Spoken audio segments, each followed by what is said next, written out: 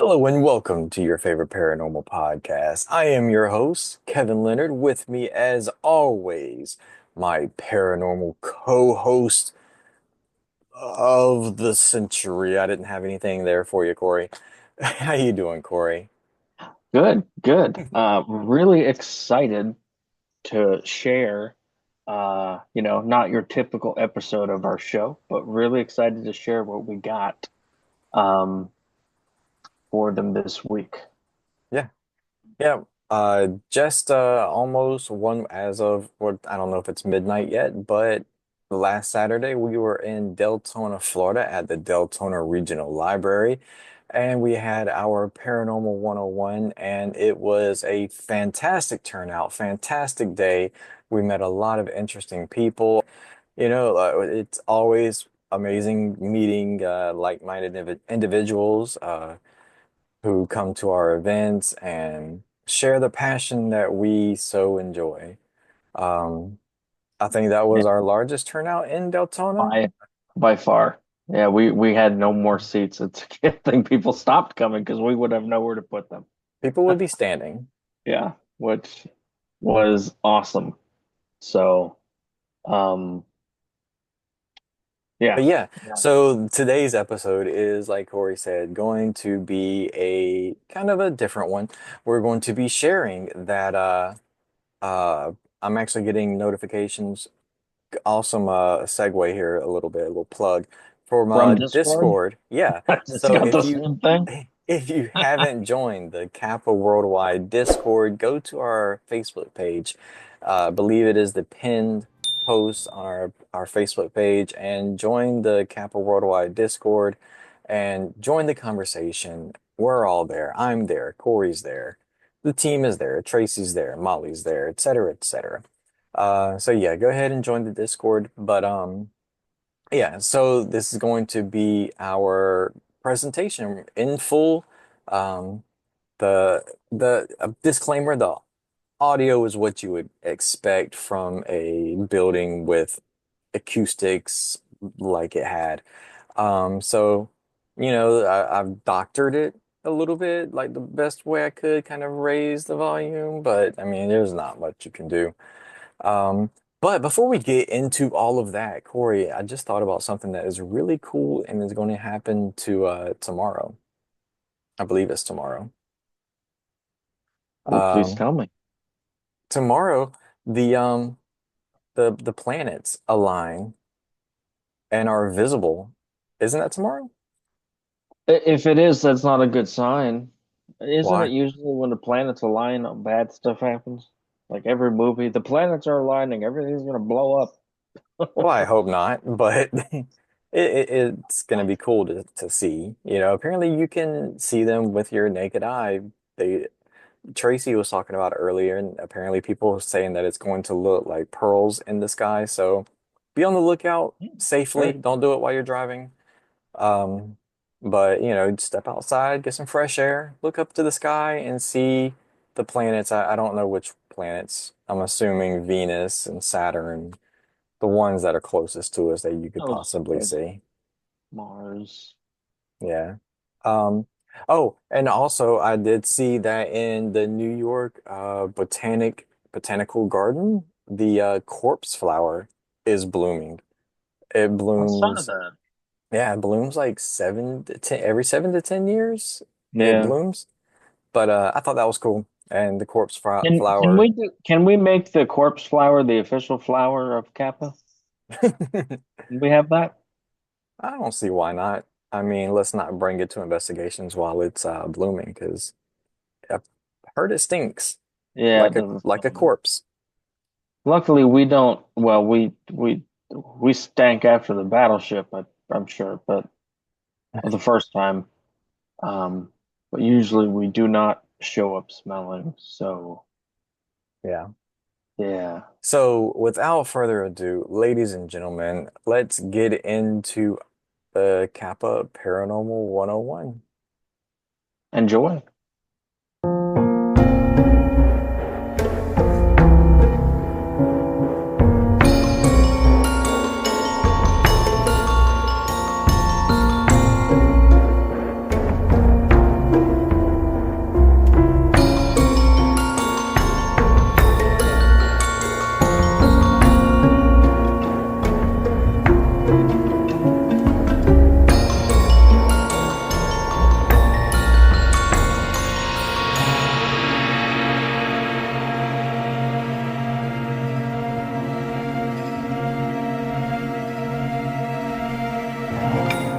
Hello and welcome to your favorite paranormal podcast. I am your host, Kevin Leonard. With me, as always, my paranormal partner in crime, Corey Page. And today we have Seth, Liz, and my sister, sometimes Kathy. So now we'll get into the presentation part. Welcome to Deltona. If you're not from Deltona, and if you are, welcome home. Yeah, I will say this is the largest crowd that we've had at any of our presentations in Deltona, so thank you all for coming. So,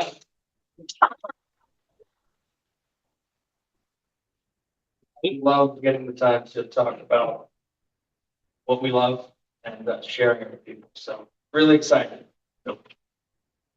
So how many believe in the paranormal or believe in ghosts? Also, okay, that makes sense for me. Yeah. That's true. So like a room full of people that don't believe in anything. No, you know what? That's okay, because you know what? Being on the fence is a good thing. Skepticism is great. You need skepticism, which brings in, I mean, that's how we approach all of our cases, even if it's a place that is known to be haunted, because we do our best to help our clients, the community, someone that owns a home, business, whatever the case may be. They'll reach out to us if they feel like something's going on that they can't explain in their location, and we'll start that investigation or that case as skeptics first. Not that we don't believe our clients or we think they're crazy or anything. We just come in and we try to find the logical explanation. Why is your house, your business not haunted? What is actually going on? What are you really experiencing? And we try our best to find those answers for you. And when we can't, that is when we have our best evidence for the claim. When we can't prove that what they're hearing knocks or footsteps or voices or whatever isn't a leaky faucet, leaky pipes, the wood creaking, your usual scientific explanation. Yeah, that's basically what we do. We go out to try to decipher one from the other. Sometimes we're on the fence, even ourselves, if something's paranormal or not. The team will be split. But that is what we get down to. We're not just, even though we've gotten the chance to do hotels and battleships and a lot of neat places. We also, the nitty gritty of it is people calling us saying, hey, I got a paranormal problem, and us actually going to help them. A lot of people that call us are genuinely scared of what's happening in their own home.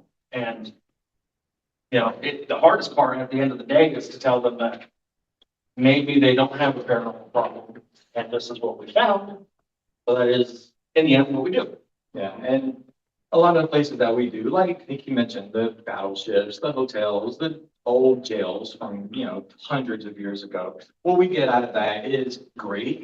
We get our experiences, we get our proof or whatever, and it's rewarding for us. But what's most rewarding, if I could talk, is when we are able to help our clients or someone in our community when they can get the power to take back their homes or their businesses or whatnot.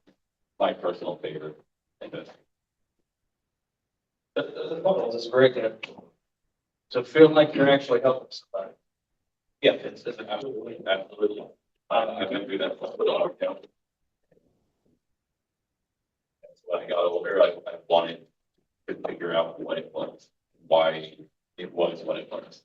So to be able to help people, we didn't have, when I was young, we didn't have like much of this stuff. Like the paranormal field was very small back then. So, yeah, so it's cool to be able to actually help people that need it. I mean, I was 12 years old. I'd ride my bike home here in Deltona. I lived near Pine, ride home from Heritage Middle, where I went to school. I'd steal my mom's camcorder, which eventually became mine because she got sick of me stealing it. And I'd go to the cemetery and I'd just ask if everything was there. And that was all from watching ghost hunters. But I'm at the age where I was very, what would you say, impressionable. When those shows were just starting to get big, and I started trying to make my family watch them. I think they thought it was crazy. My mom still, I think, is scared that I'm going to bring something home, but I'm 31, so 19 years, I've done good so far. That brings up a good point because, I mean, a lot of people, they'll be afraid, you know, when they venture into the pyramid, that they'll bring something home or whatever. CAPA is approaching its 20-year mark doing this, and I can say that I don't feel like I've ever brought anything from a location home. I've had investigators feel like they did, but in those cases, usually they just get bored and go away. But that's a good point, because some people will be afraid to get their feet wet in the paranormal. If you were interested in doing investigations or going to haunted places or whatnot, when like haunted tours, the fear of bringing something back with you is there, but it's and it's because this. Sorry for me. Okay, this has popped into my head too. I won't point them out, but we do have some special people here today, and I didn't know in the second time we heard that they were here. Like I said, I won't point them out, but probably the best known investigator in the history of this county, maybe of Florida, was Dusty Smith. I don't know if anyone had heard of her, but she actually wrote a book about the hauntings of West Volusia. You can get it at the library. You can get it online. It's a great book if you want to learn about things. But, you know, I'm glad that they're here because, you know, I know I drew a lot of inspiration from her too. And if you've ever seen the Discovery Channel episode filmed about Deltona and a haunting in Florida, that was based on their team. And that was right here in Deltona. So pretty cool. And I just want to say thank you to them for being here.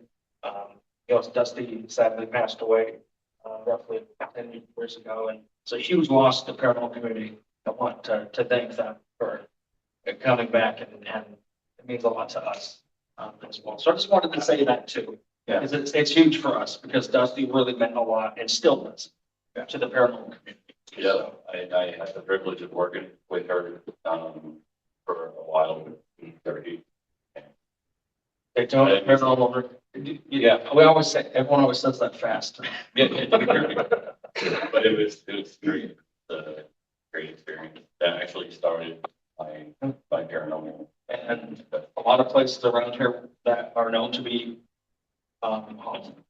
They'll be in place, the Deltona. And a lot of these places were first investigated by Dusty and her team. Yep. I was definitely in place that right. I mean, it was great except for coffee. The coffee was terrible. Because it was being renovated, so there was no like anything. So it's like the owner, like she ran out to get us coffee, and I was like, "Yeah, I'll take a coffee. That would be great." It's like 2 o'clock in the morning, you know. She comes back, just black, like no sugar, no cream, nothing. And I was like, well, some people do it, but I was like, I just forced it down my throat. Well, you made it work. Yeah, it worked. It got you through the night. It did.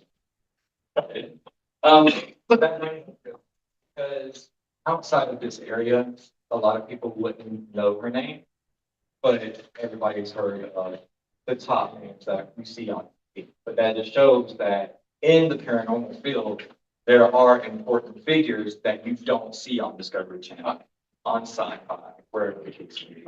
I will tell you most, you mentioned the Z word, which is Zach Bagans, to any real paranormal investigator, and they cringe just a little. Because it does not really show what we do.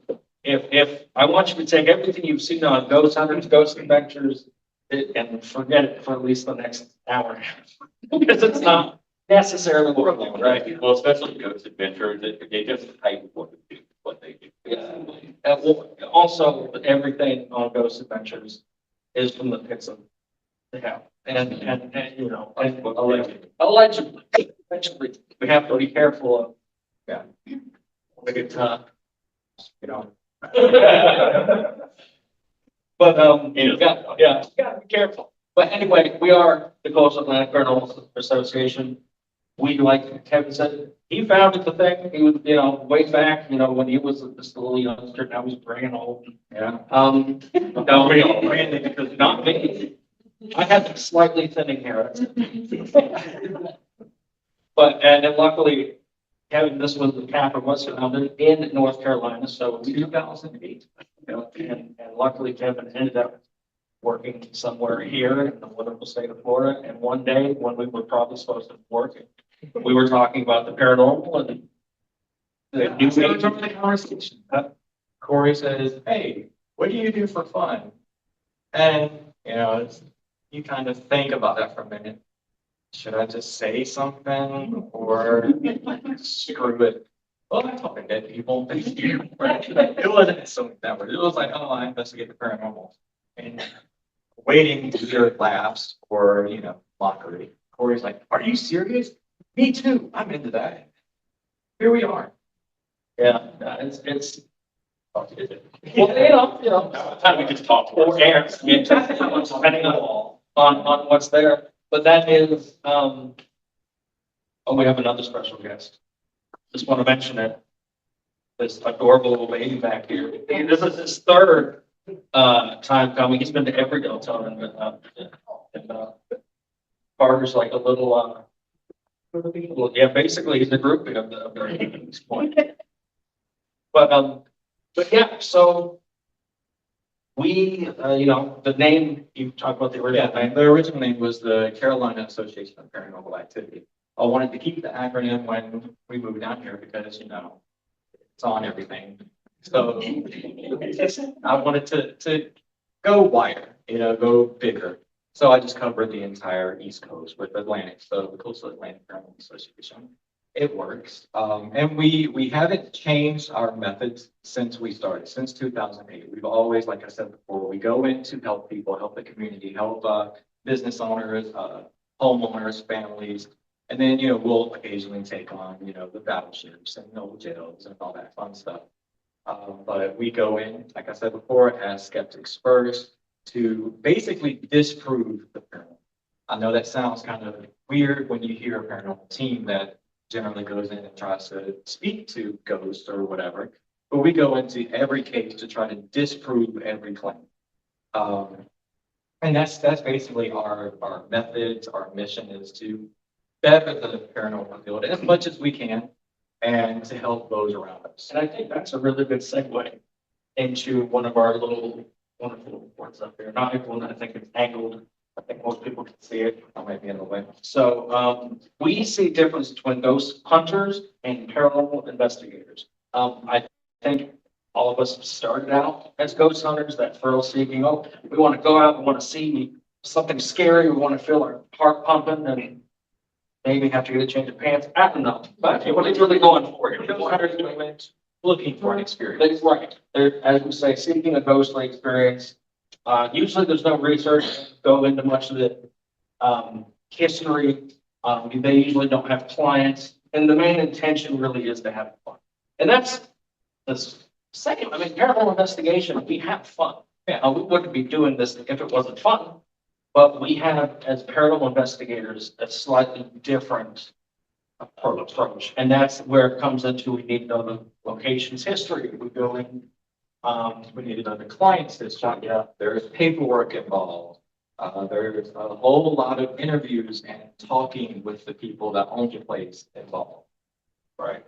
And it really comes down to, and I like more research, lots of research. That's the big one. And of course, the hours and hours.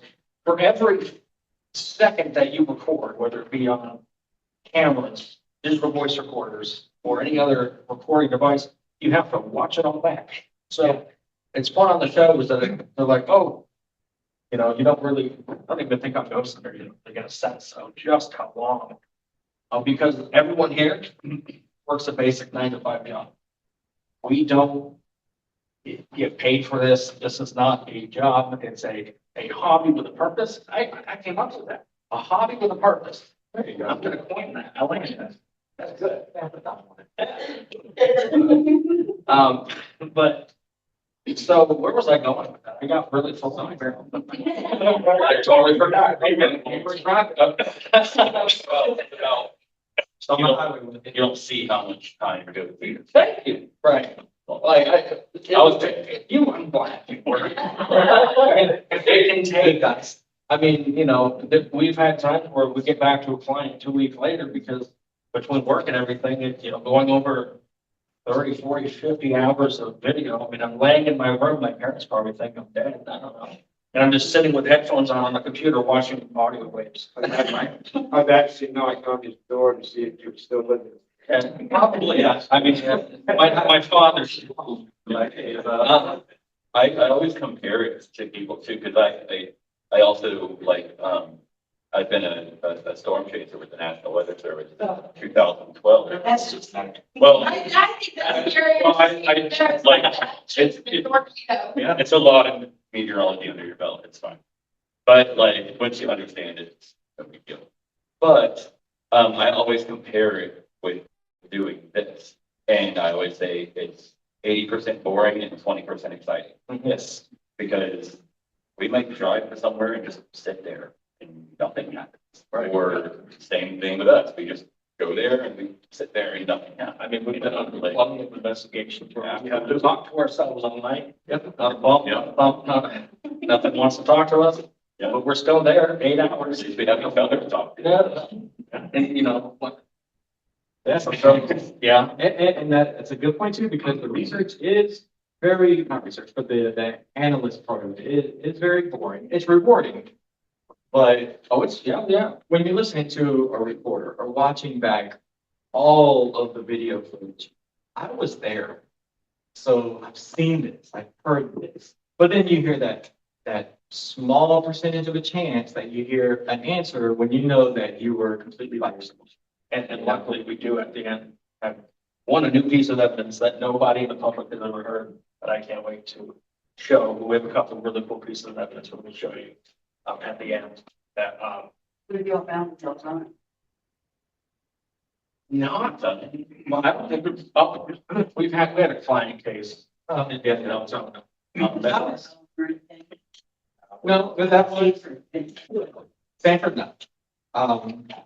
But yes, about Deltona, and that's actually one of our most, but a very rewarding case that we had in Deltona, where we're actually able to help a client. The client's callback home was haunted. They had the basic experiences, claims. She would see apparitions. She would hear voices, nods, et cetera, et cetera. And we were able to explain it away with high levels of EMF.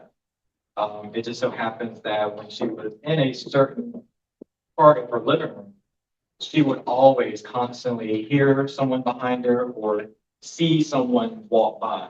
And we were able to narrow it down to right where she was sitting. Her Wi-Fi router, of all things, was just blasting her with EMF. So after a long day of work, she's tired, exhausted, and she's sitting there watching TV and being basically just drowned in EMF. And she, electromagnetic frequency. We'll get to all some of the equipment, but this is one of the devices we use. This is the device that we use to figure that out. Was we put it there and it would light up to red. Now, if you're sitting at 20 plus milligauss for any length of time, and you do have sensitivity to electromagnetic field, you can have hallucinations, you can feel sick, you can have skin irritation. Dysentery, it can be nasty. It can do a Depending lot. on your sensitivity levels. Some people are not sensitive at all and they have no reaction. We had a recent investigate, well, I guess it's not recent at this point where,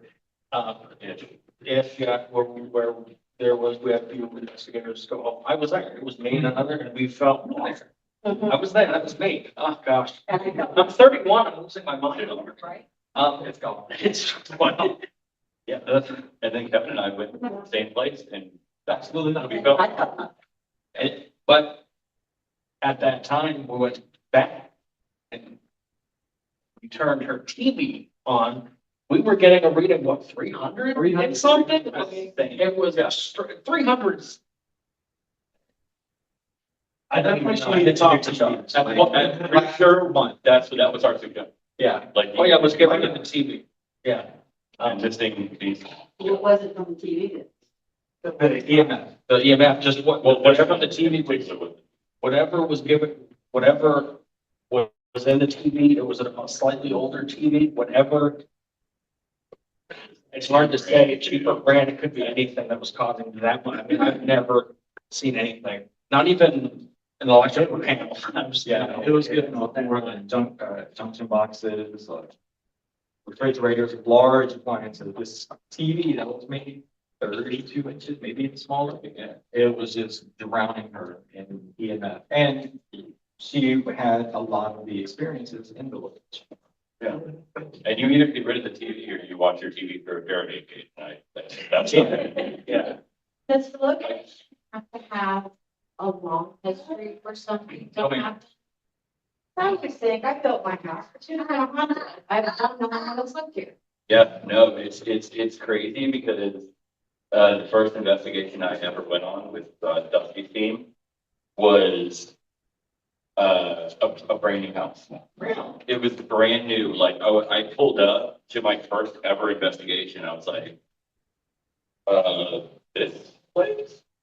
And sure enough, there was a lot. Land before you go. Yes, this was in Seminole Woods too. Yeah. Like up, and there was a lot of activity in that house, and I was so surprised, and I was like, So was wow. that land it was built on? It could have been. They also had a child, so there's factors there as well. Followed them.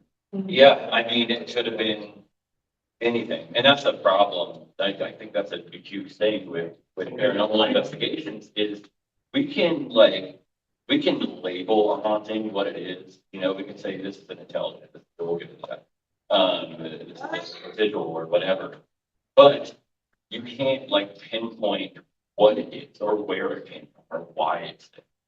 So that's still huge questions that we have in this field. It's like, but what is it? We know how it works, whatever's there, but what is, you know, And the problem is, the what is the thing that the one sticky, yeah, I think on the thing they have out here, they said, all learn about all things paranormal. And a good friend of the show and the team, Rob Demers, was from International. I posted it and he said, "Oh, all things? Oh, I gotta go." What you guys figure out? Yeah. I don't know. It was kind of funny. But you did talk about the types of hauntings. Mhm. And there are 4 main types of hauntings that we usually investigate. And I'm in the way of this one, but I'll go over here for a minute. What you'll see there is intelligent hauntings. So number 1, intelligence. Thank you, Vanna White. We got Vanna White here. Vanna's getting close to retirement. Right, Seacrest needs someone. Yeah, she's relative. But intelligent hauntings are what you guys would think of as a ghost or a spirit. Something that is there, knows it's there, knows you're there, is trying to communicate, is trying to have fun with you, scare you. Basically, a disembodied human soul. That's what we would see as an intelligent haunting. That is probably, I couldn't throw out a percentage, but a lot of the hauntings seem to be intelligent. But sometimes it can also be mixed with my favorite type of haunting. And the reason why, Kevin, why is residual my favorite type of haunting? Because it has a scientific back. Yes, because it has a scientific backing to it. So residual is at 3 o'clock on a Wednesday, there's a hallway and you're gonna hear footsteps down that hallway when it rains on a full moon on every Wednesday. It happens, we don't know why it's happening. It seems like there's a memory imprint on that building. I've been asked a lot about the Putnam. Well, now it's not there, where'd those memories go? That's a great question. I don't know. I have one of the bricks from the Putnam Hotel that's for land. And my closet isn't haunted, so, I don't know. But there's something called the stone tape theory, and I love it. Because it's the one theory that makes sense that actually explains a lot of activity that's gone. So things like quartz, limestone, granite, even wood, things you see here, record energy. And in the right moment of time, throws that memory out into space. And you'll see someone walk, a lot of times if they're like, I saw someone walk through that wall. Well, most likely they're not walking through a wall. There's a memory, and either something has changed, and there may have been a doorway there at some point, and that's why you see them just go through a wall.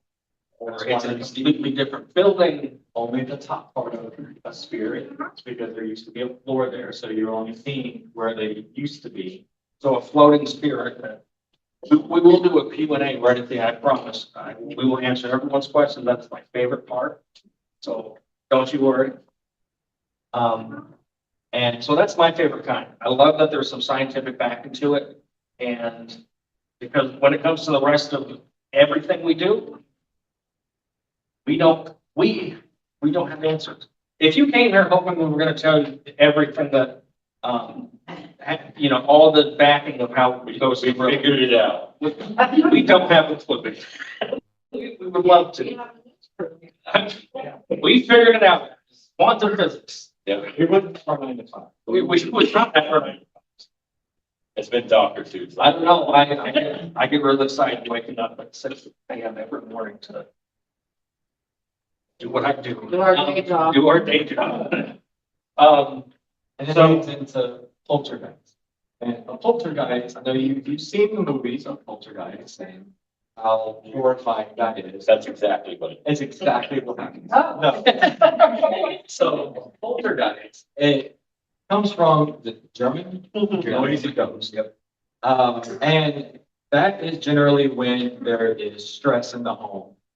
Usually around teen children, usually female, but it can sometimes be triggered from older people, but it's basically when you're going through something in life and you yourself are manifesting a haunting, or someone, a living person, is manifesting or creating a haunting.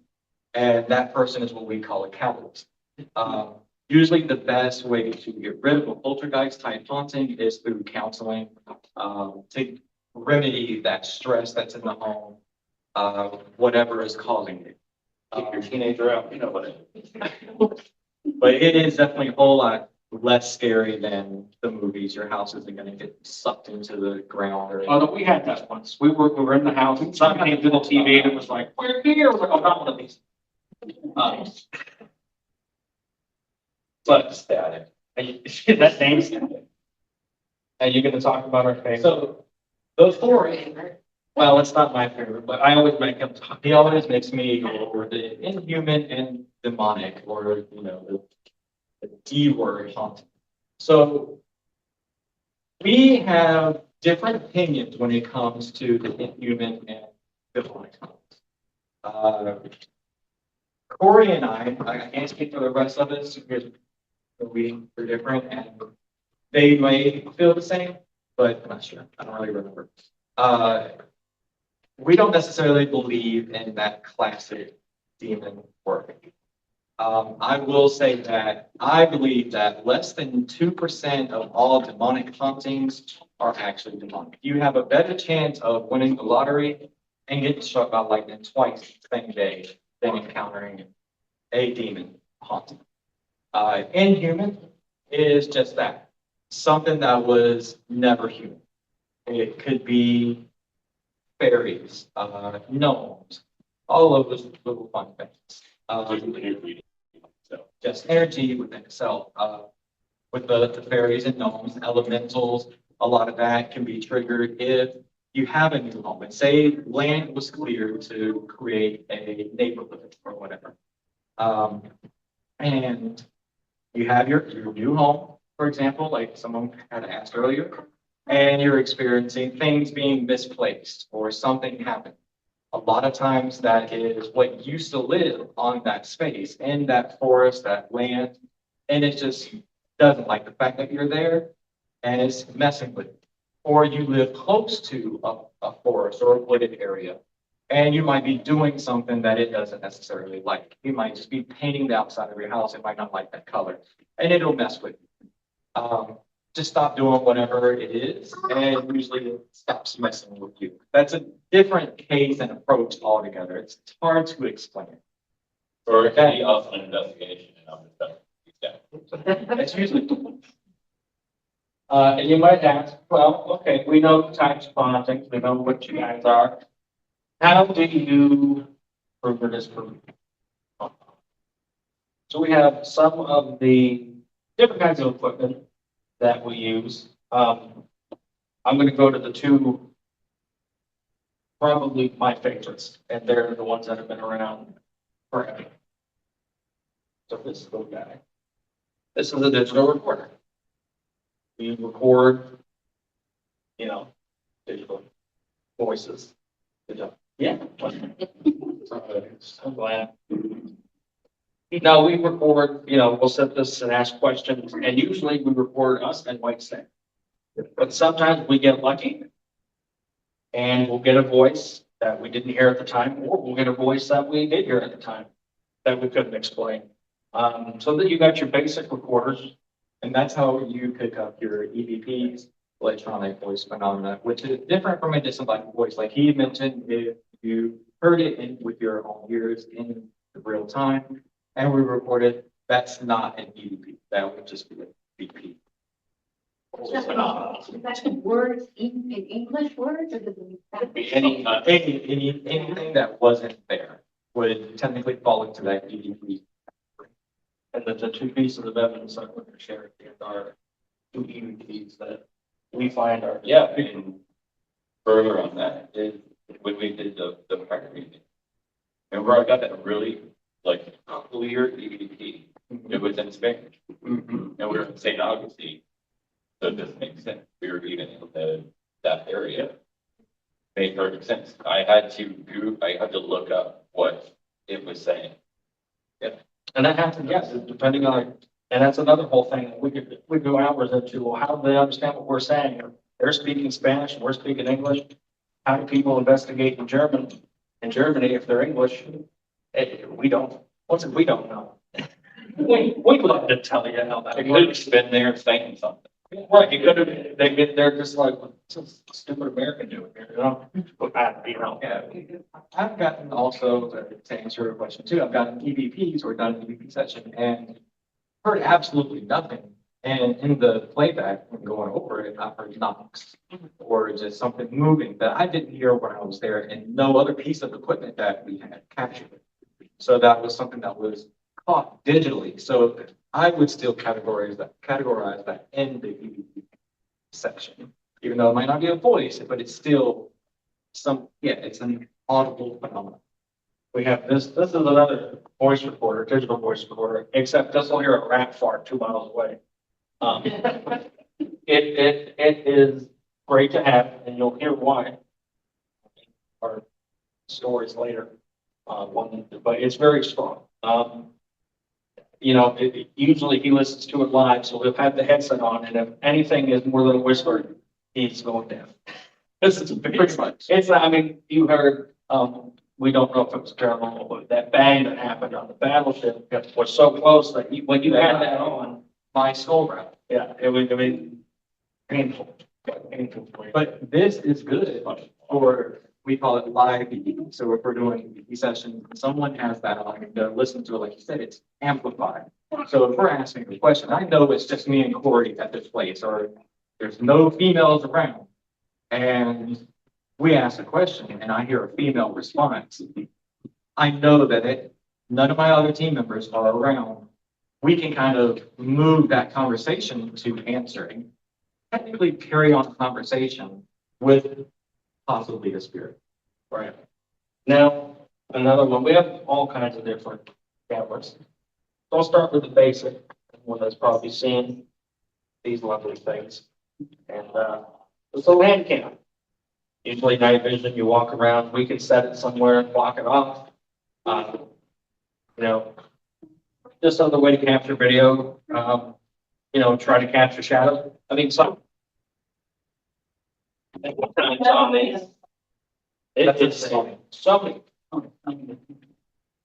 many times. To me, they all look the same. you know, we can also capture EVPs on these too. Yeah, the same way we import it because it has a net audio. Some of you, now, I'm young and very supple, and I did never had one of these. But they make them again. It's a Polaroid. So these are fun to have. We haven't noticed, we've never caught anything with it, and the film is too expensive, so we don't use it often. But it's a neat little tool to have because, well, it's just another way, you know, most of the capture is digital. This is a little different, so digital, but you know. So, right, so, you know, but we also have other little kinds of cameras. The one that you should have been wearing. Yeah, we would have got a full body apparition, most likely. Oh, yeah, we definitely would. You'll hear that story in our story time. But this is full spectrum, and it's a GoPro. It's completely rigged with everything, full spectrum, night vision, all that fun, yeah. So it can see in very full spectrum. If you've ever seen someone take a picture of like, what they say is a ghost and it's a purple image, that's the full spectrum. It also has full spectrum and also all the ranges. It films in every spectrum of light. So we have a couple different kinds of thermal cameras, both by FLIR. This one attaches to a phone. It basically turns your phone into a thermal camera, which is pretty cool. It's the cheapest way to go. It's still not cheap, but it's not cheap. The cheapest way to go. Thermal cameras. Which also too, with this one, it brings up a good point because there's something they won't see on our table. I know a lot of teams use them, but they use those little phone apps. I will say that those apps are for entertainment purposes only. We don't use like your necrophonics and ghost radar and all that stuff when we're on investigations. But I've seen people on YouTube where they will use those and say, oh, you know, we hear this, or use the spirit box or whatever through their phone. Even though this connects to a phone, the camera that it's using is the camera on the FLIR device itself. And the phone is just a projector and a way to store it. And I have good news for all of you. You are all very, very hot. So this is just this is a handheld version of a FLIR. It does not record, but we can take pictures. So everything is at heat and temperature based on the scale. So I don't know if you can see me. I'm very warm. Or, Way. something that has energy. In theory, sometimes we capture cold spots with this too. So but yes, usually if it has energy, it should be giving off some sort of heat to heat adjust. Orbs are a thing. So orbs, in a general sense of what you see people post online or maybe on the shows or whatnot, I would say it is usually just dust or bugs or wind or anything that it reflects off of the IR on the camera, which gives it that pulsating image. So it looks like it's giving off some sort of energy. And you can look at pictures of orbs, and some people, a lot of people, will see faces. That is what we call matrix. It's when your mind sees an image or a picture and will make sense of different patterns. So it looks like it tries to find something that's familiar. Like you did when you were little and looked at the clouds, like the unicorn or the cat. Visual, and it's also called visual paranoia. Yeah. And so with orbs, I wouldn't say it's anything paranormal because about 99% is just that. There is that chance that you can see on video or the images of an actual orb. But an orb is actually scientifically proven to exist. Orbs are just energy. So you can give off, or we give off, everyone in here, there's probably orbs just flapping around this room. Your microwave can give off orbs, your cat, dogs, refrigerator, everything can give off these orbs. And all that is just energy dispersing microscopically into the atmosphere. Now, a spirit in theory could use that orb, that energy. But orbs themselves, even the ones that could be real orbs, aren't necessarily paranormal. And that's just us. There are people that have different theories. Right. That's which is, theory is a good keyword to use because a lot, if not all of what we do is in theory. And that's really what so many teams do is they try to further the field into that scientific field. So we can ground it in scientific fact.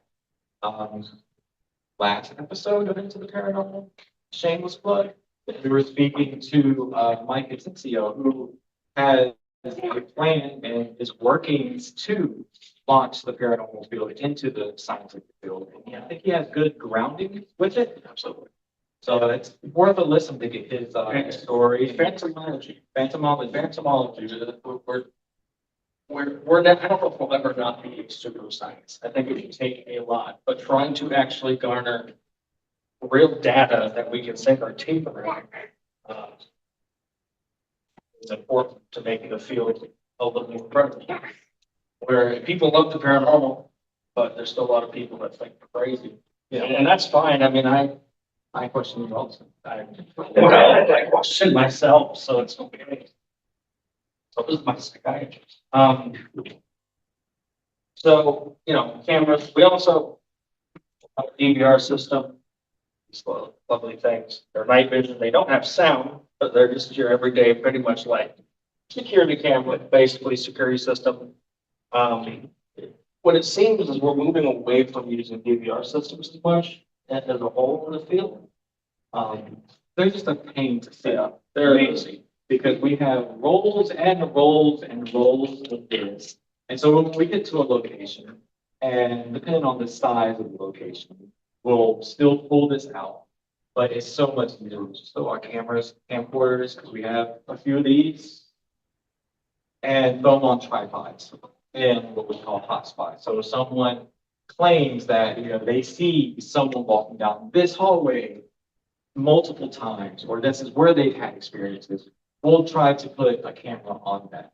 And that's mainly what these are for. They're just a static, like you said, night vision. I believe this is 4K, but our camcorders do the same, but they're just time saver. We did the battleship last February. I believe that's almost a year.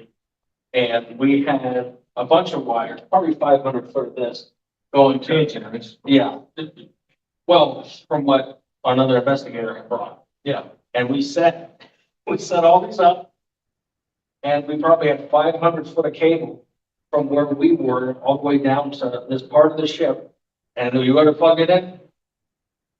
No big deal. It was too far. Too far, and we learned that apparently when too much wire in the video, it doesn't like it. And it's good. Up and downstairs Well, these are on a battleship and just throw, let's just throw over this and it'll hang. try to walk 500 feet. Listen, I don't know if you can tell, but I'm not in the best shape. Trying to walk around a battleship. Luckily, it was cold the second time. The first time it was a furnace. Yeah.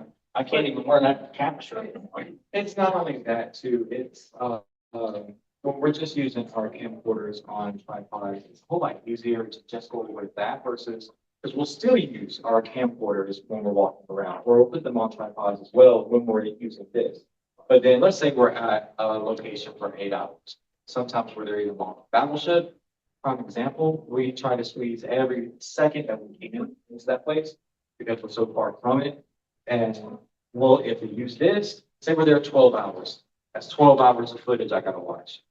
This is 12 hours of footage I got. 12 hours, 12 hours, 12. You get the point. And it's just, that's on this, no. Trust me, the one, you're gonna hear about the battleship in our stories. That's what a lot of, that's the crazy thing, and we'll explain to that depth a little more in a second. I'll just finish up the few of the pieces we have here. Like I said, we have the K2 here. This measures. Amen. So this is a test of oil giving off electromagnetic field. You see it's red. Go out to the speaker. Here. Now, this is used in a few ways. We can ask questions. Well, we can't ask this question, but we can ask some questions. And we can ask that question. Yeah, how are you today? That's all strange.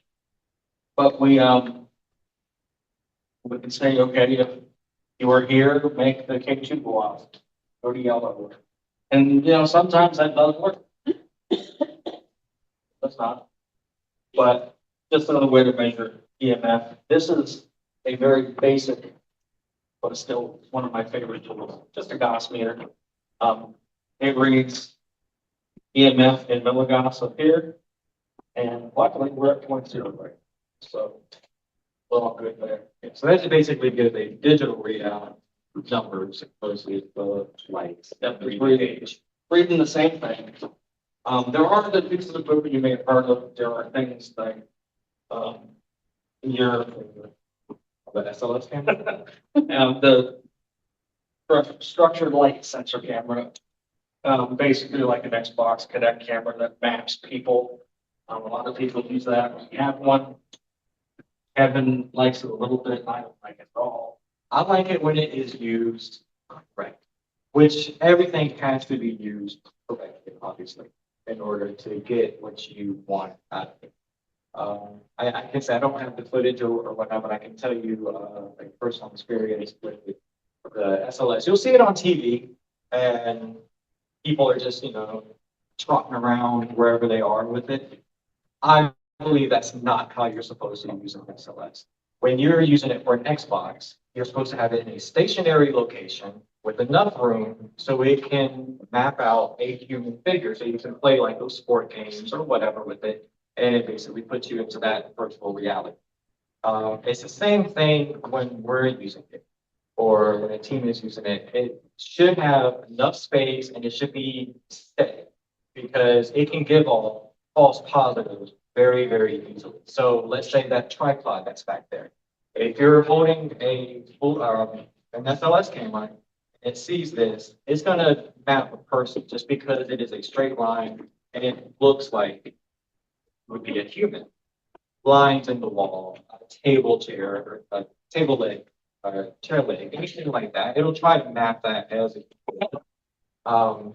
So we were using it at a jail in North Carolina. And so Tracy and I, she's not here, but we were in the holding cell part of the jail. And we were back against the wall, and there was no bars here. Well, here there was a bar, and there was just a brick wall.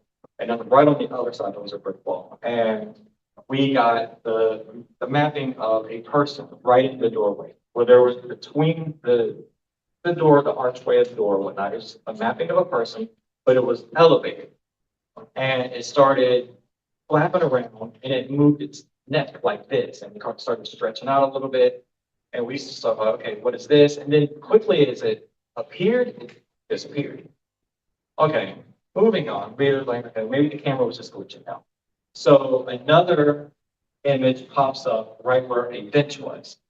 And this is pretty much where like they would slide in like the dinner trays or whatever, and I guess that's where the inmates would eat. Now, this jail is built in like the early 1800s, so you can imagine how small it is. So there's not a whole lot to this area, but it was something sitting on this bench, or it looked like someone sitting on the bench. And okay, it could be trying to, maybe a shadow was there, just trying to map that as a person. And so if we see that, we'll try to speak to it. If it gives a response, okay, maybe there's something to it. If not, I'll dismiss it, because I like to dismiss a lot. But saw this, and I'm like, okay, so you popped up right when we're about to leave. If that is someone there, can you wave goodbye to us? It lifts its arm, waves, disappears. Okay, interesting. Yeah, so that's where I was saying, interesting. The next time we go to this jail, Corey and I were actually outside the jail. It was a couple hours before investigation. We meet with the director of the historical society who ran it.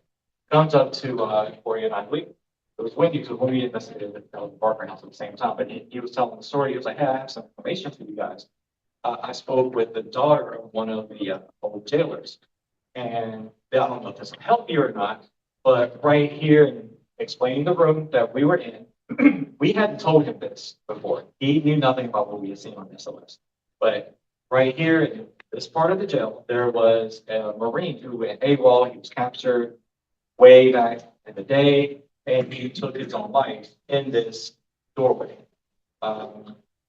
So it correlated with what we saw in SOS.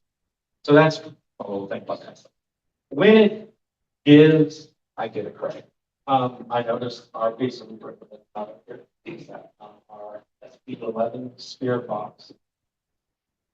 Don't see it. But if you guys have ever seen that, it's basically a radio that goes through different frequent stations and gives you white noise. And we ask questions and we see if we can get a voice that comes through the box.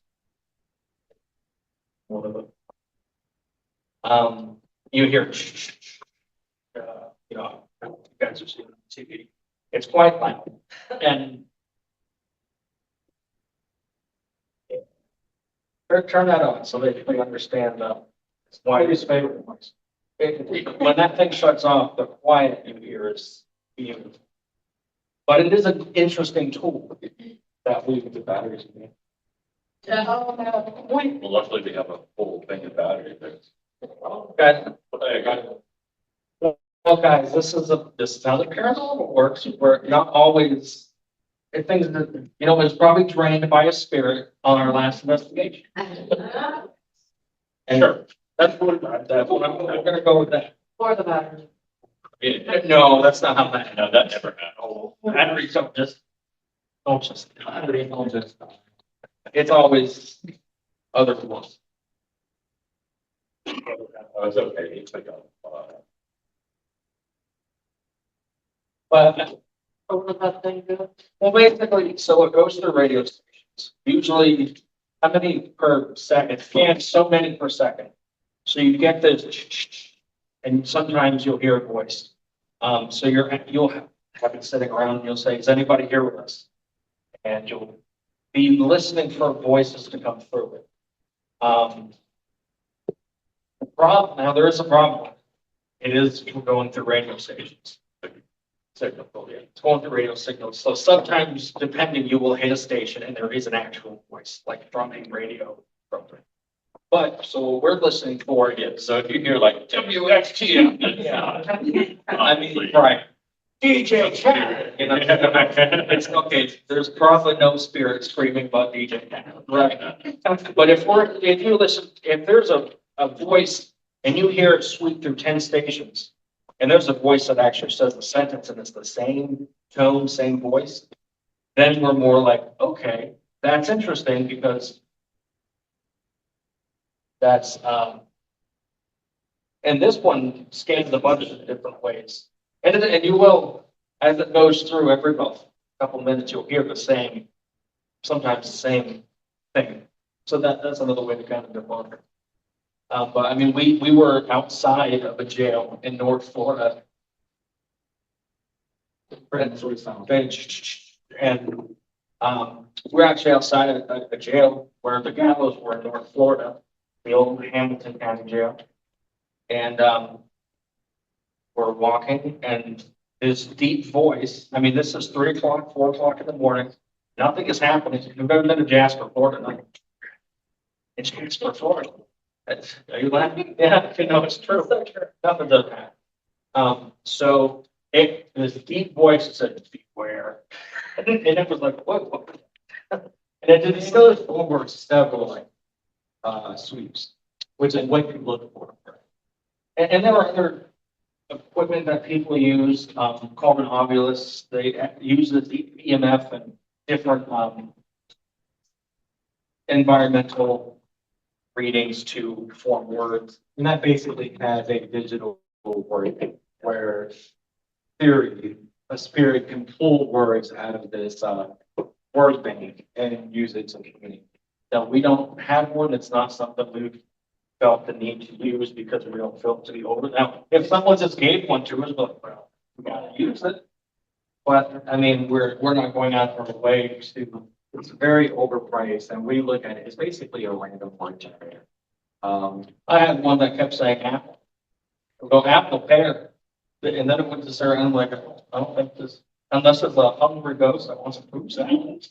You know, I don't know why it's doing that. And so, you know, and the problem is a lot of companies now make these special pieces of equipment for investigators like us. And they're like, well, this thing is $500. What does it do?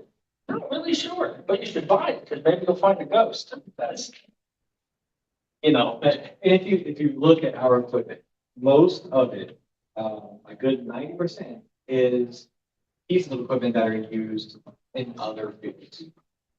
Your K2, that's a standard electrician's tool to find studs and live wires and wall. Your over, this is just cameras. This, I mean, plumbers, electricians, they use the mechanics use the FLIR. Digital voice recorders, that's used by, you know, anybody who needs to record a meeting or whatever. Security system, stuff like that. The only thing that we really use that's tailored to paranormal investigating is your REM pod, which this is basically. Oh. So, correct. And it, this would be a real, we don't like it, this one's dead. So this is, anything that's close to it, it sets it off. It could be a ghost, it could be a cockroach. That's happened. and that generates its own EMF field, and when it gets disrupted, it'll sound the alarm. Or when the temperature changes. Correct. We've had some interesting things happen where you can ask questions too on a battleship. It was going off and I said, can you please stop? And Seth and I had it start smoking for whatever reason. and which was not on camera, was seen by 3 people, including Yeah, the client, who was the in the red light itself was on camera, but no, it captured, but we saw it. So you might be asking, with all this equipment and the hours of investigating, what have we found out? Nothing. Nothing concrete. Nothing concrete. You know, something is happening. I think most of us here have now seen either a full-bodied apparition or a shadow, and I don't know what it was. But I don't know if it was the actual soul of a dead person, right? I don't know how to explain what it is. Right? But that's the whole point of paranormal, right? I don't know. So all this, the time and effort. Yeah, it's like I bring up to these guys all the time about when people see an apparition or something like that. For some reason, it's always been period clothing. And ever since I started doing this, I'm going, well, what is that? Like, what is there something where it takes so long to be able to show yourself as a spirit? Or because I'm looking at them going, where's the guy with the Soundgarden shirt that died in the 90s? You know, or with the flannel around his waist, or, you know, where. So that's always been a huge question of mine, of like, what is it exactly? We just don't know. Did you find those exhibits in all the We did, yeah, yeah, absolutely. That's the oldest city in the nation. what kind of Yeah. things did you come on there? Well, we did, the Pirate Museum, right? And you were with us, but we also did the antique stores. No, okay, yeah, yeah. So, yeah, we got some interesting things. Got some EVPs out of the Pirate Museum. We had the lights just coming on and off. Yeah. In that one room. Because if you ever been in the Pirate Museum, St. Augustine, they have that, it's the middle of the museum itself, they have it where it looks like the deck of a ship. And it had like the sound effects and the lights and stuff that flash on the wall, like the cannons going on. everything was turned off to this building. But for whatever reason, whenever, Max, the owner, or the manager there would be around, they would still trigger. And these lights would start lighting up, the sound effects would start going off. And he would show us, like, this stuff is turned off. This is the stuff that is why I reached out to the police. Yeah. The band. We haven't been to Savannah places. Okay. Yeah, well, we've been there. But not. Right. It's Savannah's very, guarded. Yeah, it's tough. They're near. Well, A lot of places, some of the, well, probably one of the most well-known places in Savannah, the Sorelli House. If you want to investigate it, you need to apparently be rich. They thought they tried to run money. So, you know, we've also been for helping. By people or by organizations or by the board. and sometimes there's other paranormal groups that have their hands in it and you can't touch it if you're not them or There's a lot. whatever. So it's a lot. it's gotten. That's it. But, They're free. another place where we haven't, and I know that's on our list. Well, yeah, right. Once again, I have not going. Vegas. Huge fan of real, huge fan of jazz and history. I heard someone say Casadega. And So Casadega. Casadega is so I do think there's something there. Every time I'm in, you just kind of feel there's an entity, right? And you have that many people who claim to be psychic live in one place. Yeah. Whether or not you believe in psychics or not, you know, that's you've got to think there's a lot of things that would be attracted to that. I lived right outside in Lake Helen. We were technically in Casadega. We had a Lake Helen mailbox, and we always had things happen. So We believe it's. And the paranormal shows. We're sitting outside. The camera's on. Yeah. I mean, I know for a fact that the hotel it's on it because I got some really great stuff out there. But once again, very guarded place. Yeah, they don't let people in to investigate. Well, we will get into that. I would say, well, let's go into that. Some of the places we've been in, some of our favorite experiences. And Devin, you're down there. I'm gonna start with you. What's the favorite place that we've been and that you've had your favorite experience at? We've been as a group. Yeah. Or we, Yeah. you know. That's a group, I guess. We'll go with group.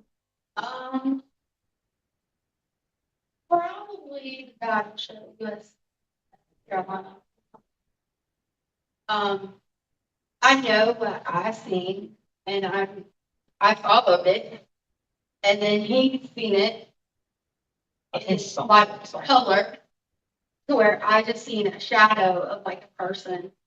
And I followed it, and then as I was coming back, he was coming through the kitchen part of the battleship. So they were all on like the right side of the battleship, and I kind of looked over, and I could see across the kitchen and onto the left side. I seen this shadow walk past and go down towards the engine.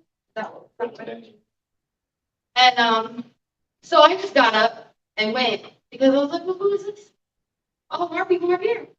So I went and then I got all the way down to the end of it and then it dropped where you could take a stairwell down. And I was like, that's probably not smart. So I was like, I know what I see. And then about at the corner of my eye, I caught this other glance. It was this huge shadow like behind me. Go back the other way. So I take off, and it's dark, and in the battleship, you've got like 4-foot stairwells in between each room, So you're trying to manage and jump over. And about the time I got to the kitchen, and it was so funny because I'm standing there and I'm like flailing a flashlight, trying to get their attention. So like somebody needs to come because I'm seeing something. And they're just kind of all talking, and finally he gets up and he comes and he's like running over and he's like, "Did you just see that?" I was like, "Did you?" And so he takes off because he sees an actual person. Well, And you're missing my favorite part. Because this is live, this is captured, this happened. It's on our Facebook, CAPA Paranormal, you can find it.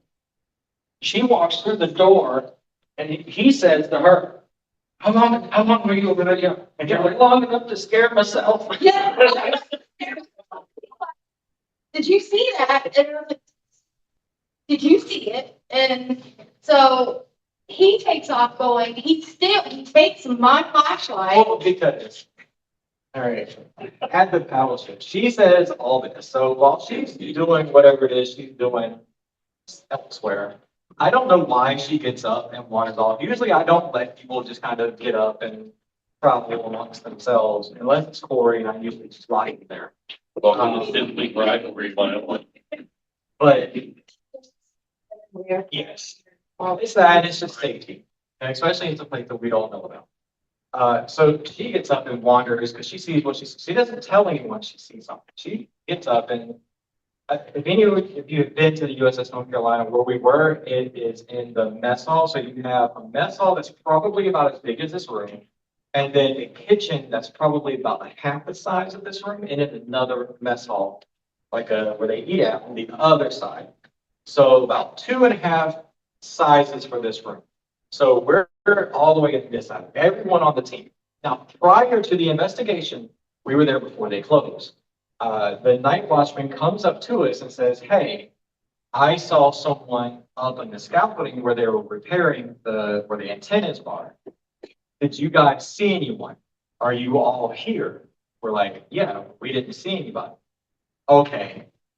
And then he goes back to doing whatever he's doing. Then he tells us later, "I didn't see whoever I saw leave on camera." So, okay, back of our mind, there could be somebody flapping around. We just have to keep an eye out. So I honestly didn't even notice her getting up, or I would have said, "Hey, where are you going? Why are you doing that?"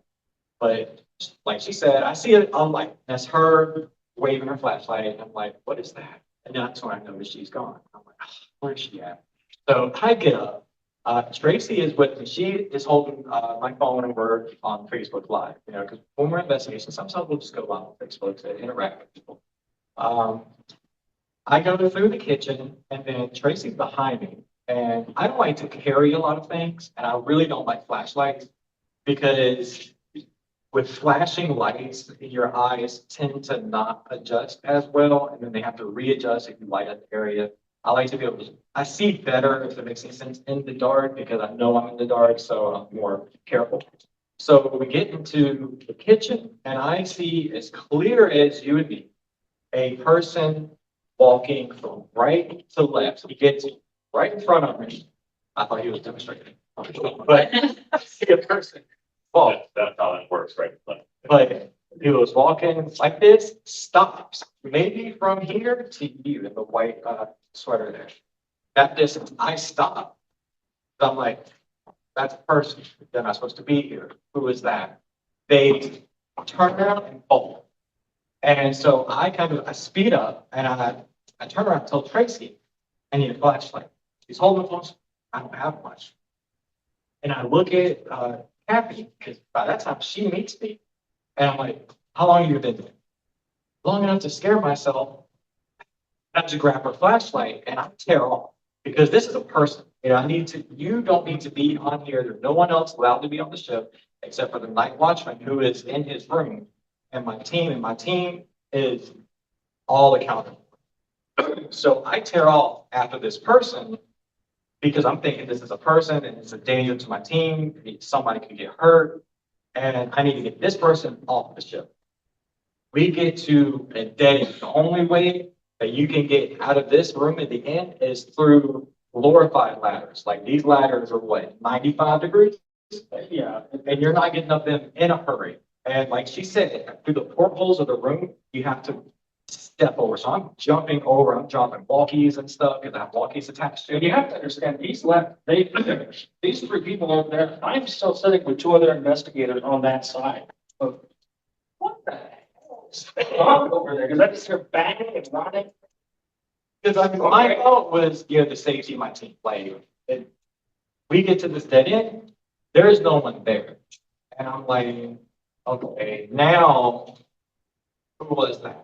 And how did they just disappear? And one of the main claims of the North Carolina is full body apparitions.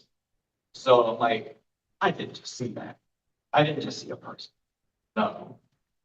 But you brought it up earlier, first, usually I have my GoPro, which again, full night vision, full spectrum, records, and I have a chest piece, and I usually have it right here. So everywhere that I'm facing is on camera. Guess what I didn't have on? Were they in uniform?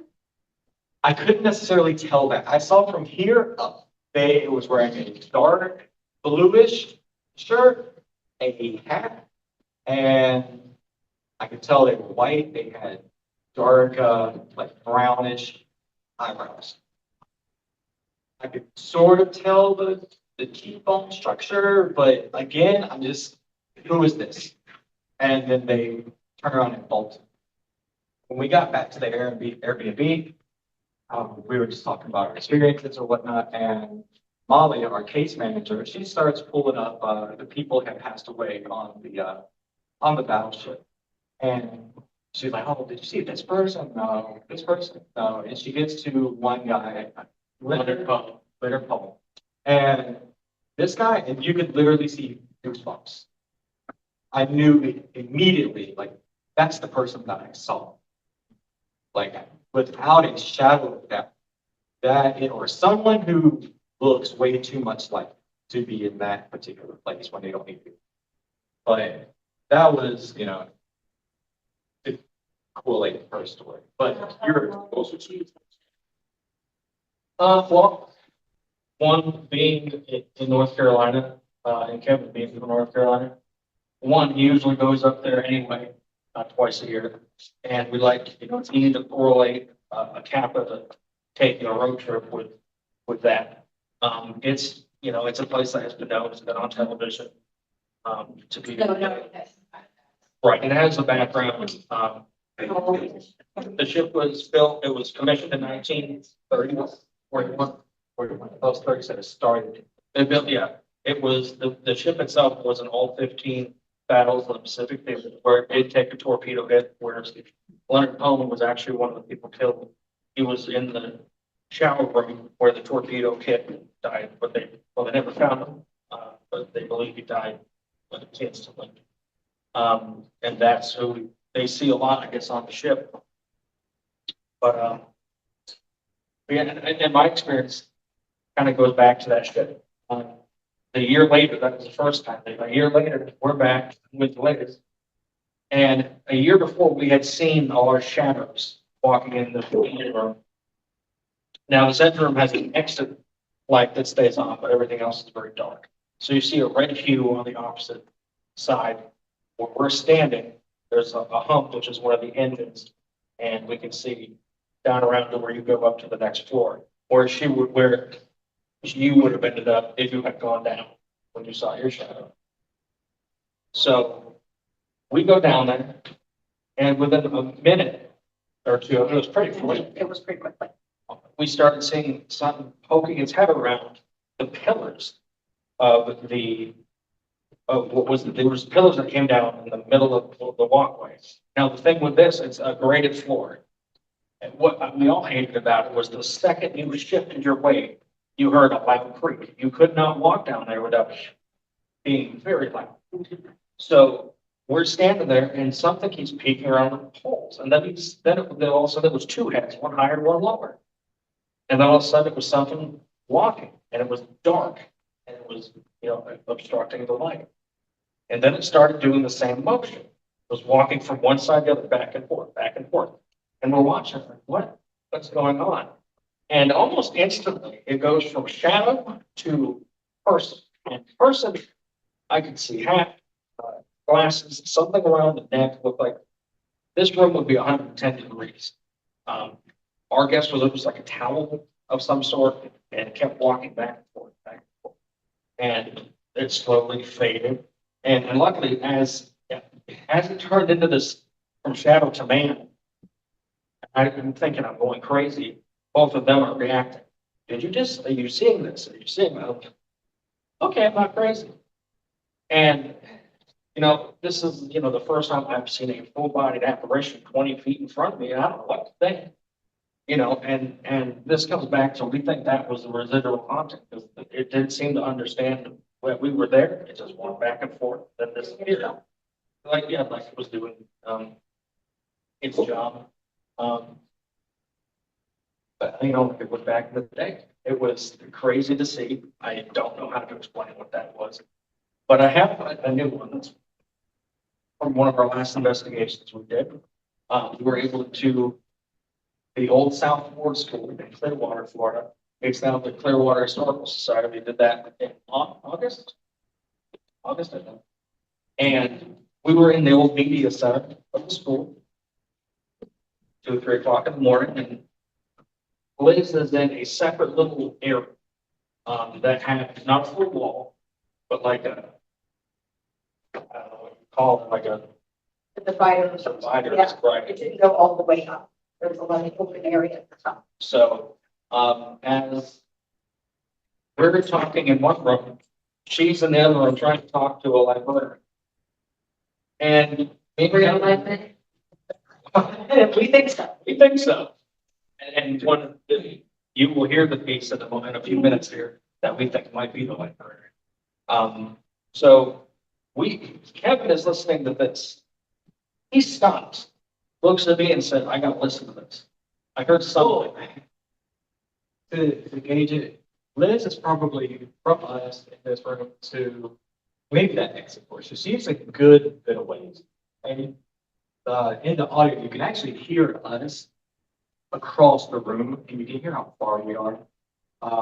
So, like you said, I had the headphones on. I'm listening to this while him and I are talking, asking questions and whatnot. She's by herself in this apartment. And it's quiet, yada, yada, yada. And I just look at him. What? And he looks at me. What? I'm like, did you just say something? Do something? What? Like, no, I didn't do anything. And that's when I'm like, oh, hold on, dude. And I backtrack, listen to it, and it was something. Well, what we heard was very faint compared to what then happened. When we're listening to that, Liz comes out and says, I heard something. Okay. So she gives me her recorder, and I'm like, oh, she heard a knock. I'll hear a knock, and I have my headset on, and I hear what you'll hear in a few minutes. And I looked at Kevin and I was like, well, you can go ahead and play that since it's on. yeah, that's, and truly, He's talking to you? Yes. we. She said something in response to what I said. Well, and that's what I was gonna ask you, do you go in and you try to initiate? Or Yes. wait till something happens or what? When you're doing EVPs, you're asking questions or giving prompts or, something to try to get a conversation started. Okay. Yeah. So you just go in and go up. Yes, and if you give them time to answer, and usually you rewind your recorder, you play it back, and that's when you're going to hear whatever you're going to hear. Oh, so you're not hearing it in real time? Usually, this one I did. That's the difference between electronic voice phenomenon and not hearing it, and just a disembodied voice that we can't did hear at the time. Yes. What did you do to this place? This is cool. Yeah, it was a school. It's called Clearwater. Clearwater, and it had been from early 1900s to My phone listened. like I 2010 or 2009. Yeah, it's closed now, but it was open for a very long time. Good boy, yeah, I don't know what it is. I was talking with maybe thinking and asked, and now my phone. And I just won't stop. Yeah, Well, you want to know. yeah, There you go. just in case I didn't already know. So.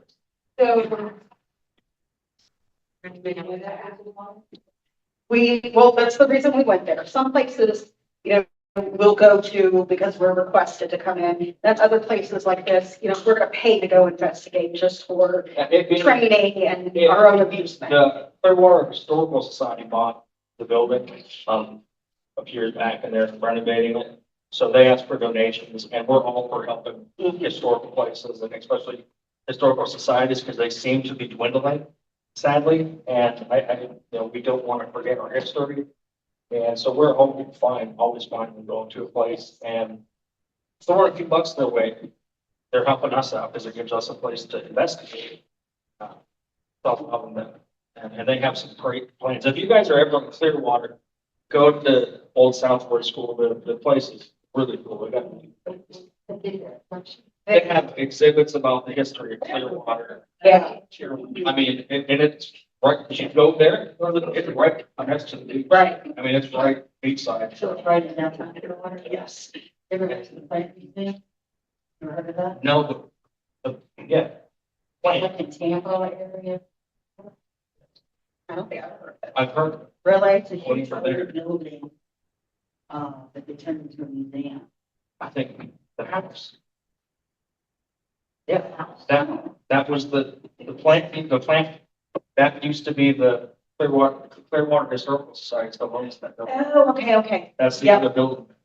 I just didn't connect the two. Yeah, they own that building still. Gosh, things are. Make sure I'm still hooked up to this thing. Okay, so I don't see this up there, and this is probably already some laugh at me. But, Oh, okay. do you guys ever use a Ouija board? Evil. I don't think.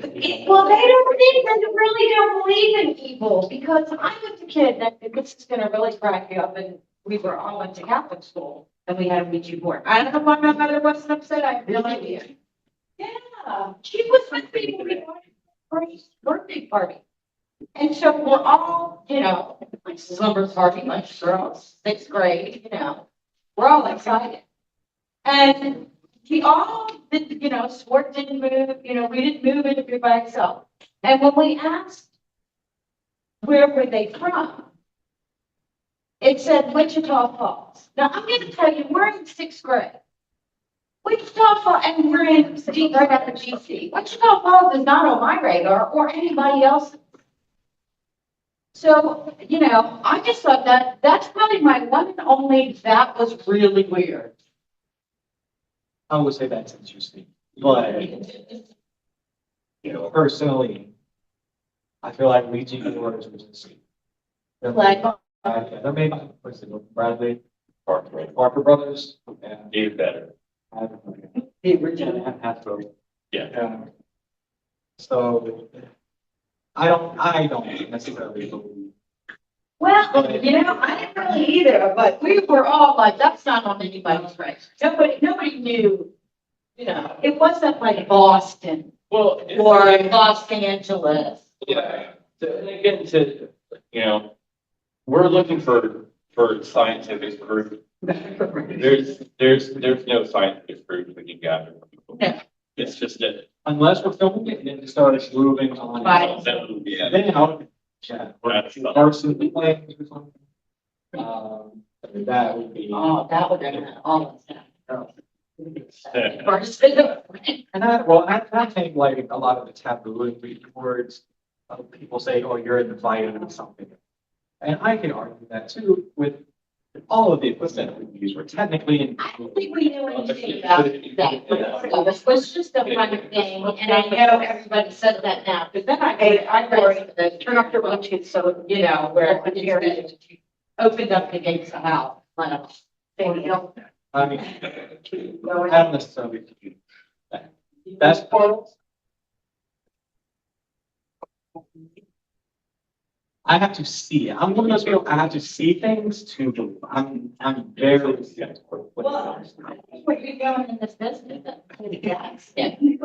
Well, it's the things that I can't explain, so it's that minute amount of evidence that I can gather that makes it that much more compelling. Because I am very, very on board with the theory of when in doubt or without. So if it could have been anything, it might as well have been that. So if I know no one's in this room and the door just opens and I go back in and there is a window crack or the slightest breeze somewhere, it could, I mean, like, oh, it's not gonna blow the back door, it's a heavy door. It could have been. So that's what I mean, like, I'm very, very skeptical when it comes. Hey, Seth, Yeah. your parent, Adeline. Been to any old historical homes? Excuse me. Yes. But you're dealing with, you should be careful. Things that have no human. We're talking spirits over here. Mhm. When you're talking about like the Ouija board, I had the craziest experience with the Ouija board. You know, when you, I never went back to it. I had a house. There was a house my husband was trying to sell. We were trying to sell. And it wasn't going anywhere. We had used the Ouija board, being this other lady, it was moving by itself. I kept using her, moving it, she was using me. I go to bed that night. I dreamt I sold the house. The name of the person who bought it, there was no way I would know who was going to buy that house. This came in a dream because there was nothing physical. Everything was because hauntings or whatever don't have bodies. Right. So you're dealing with a totally different animal. You know? Yeah. So I mean, it's like you said, if you see something move,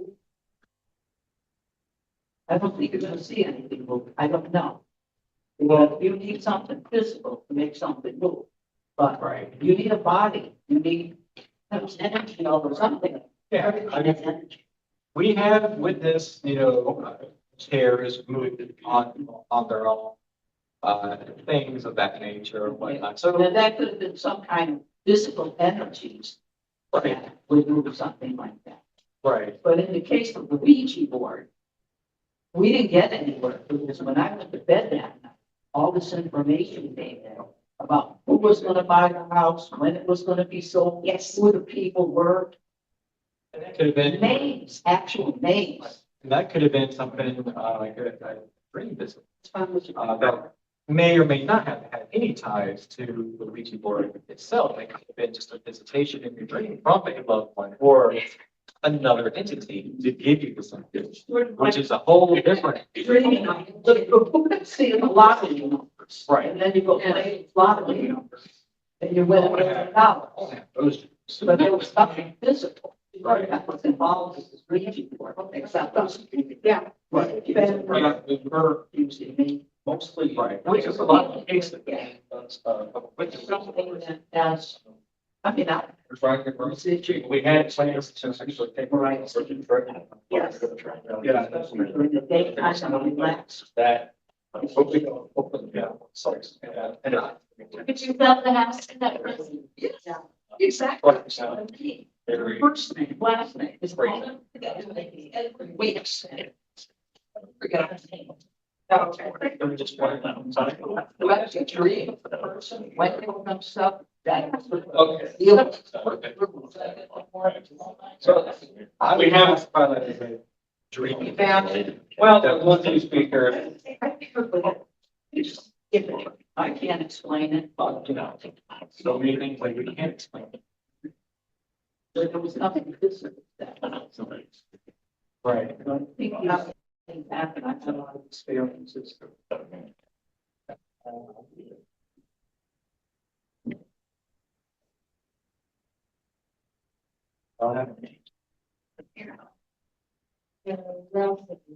Oh, no, and we have that, which is the jail, Jasper, Florida. Jasper. Jasper is right. Let's play. Yeah, but this thing's real big. It's on the west side of the state, up north, around the Panhandle. Oh, not a lot of Jasper. Yeah, it's right on the Georgia border, basically. Yeah. So this is. Right by, Right next to Live Oak Lake City, not far. Yeah. yeah. So. That's technology, right, use a phone. So this is, I'm gonna try, there's two versions. You're gonna hear the version, the original, and then there's an amplified version that has the, just the voice. See? If you can. They also have a device that if you touch it, it will make a lot of noise. Signal in here. Yeah, it's the library. It's like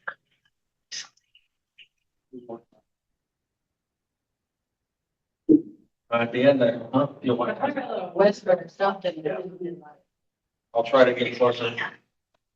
they also have a device that if you touch it, it will make a lot of noise. And maybe as a librarian, that would be something you would like. Everyone hear that? So there's something that that's what I heard when she, and I was like, what was that? Because we had heard on this, we had heard a very low, and we thought something was laughing. But it's the same pitch and tone picked on two different devices, and this is the amplified version.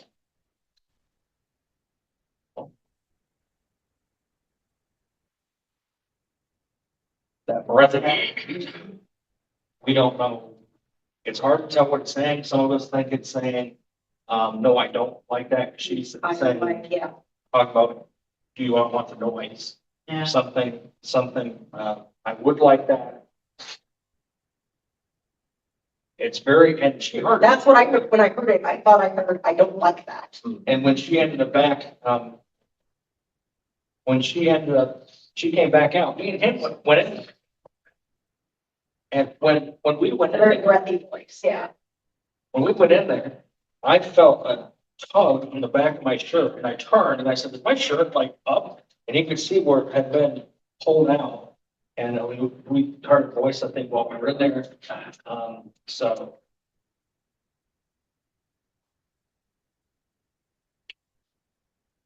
That's what, it sounded like not happy, like Barry didn't like us being there.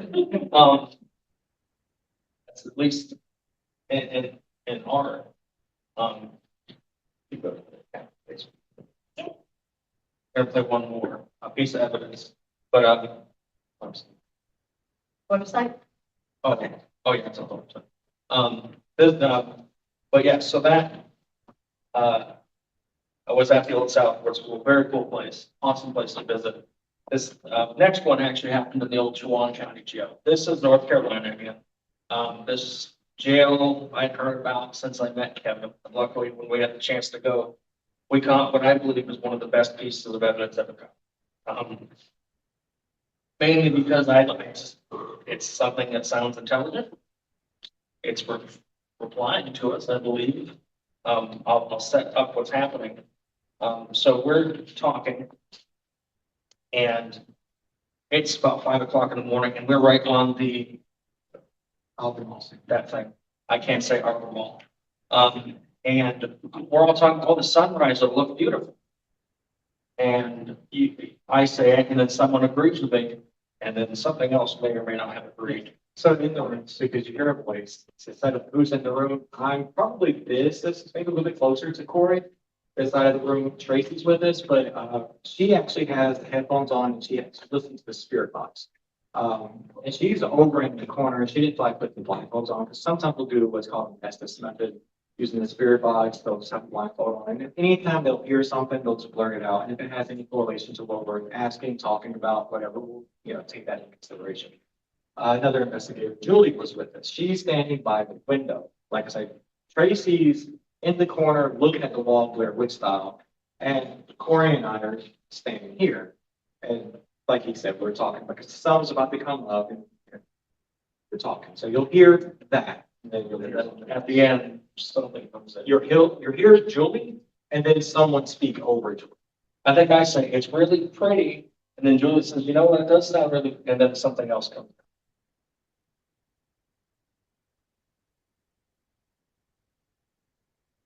That's really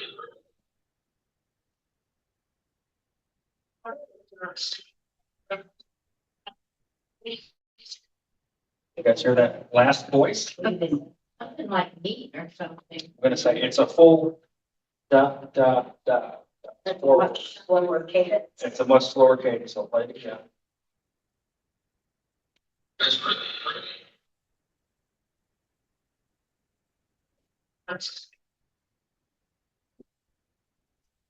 Now, so that was, No, I wasn't there. no, this was none of us. We don't know. When we heard that, we were shocked. Because any guess at what you think it's saying? So we're saying we think the sunset's gonna be pretty. I'll play it again after I tell you. So we think it says that does sound pretty. And it cuts Julie off. Again, Tracy's in the corner. She has headphones on. If it was Tracy, she would be screaming it because she has the headphones on. She can't tell her own thought. And also, there are 3 recorders that recorded this. Well, there were 3 recorders in the room. Only one picked this up. It was only on one recorder. Right. So if it was actual somebody in the room with us, it should have been on all 3 recorders. So it does sound pretty. That's what we think it's saying.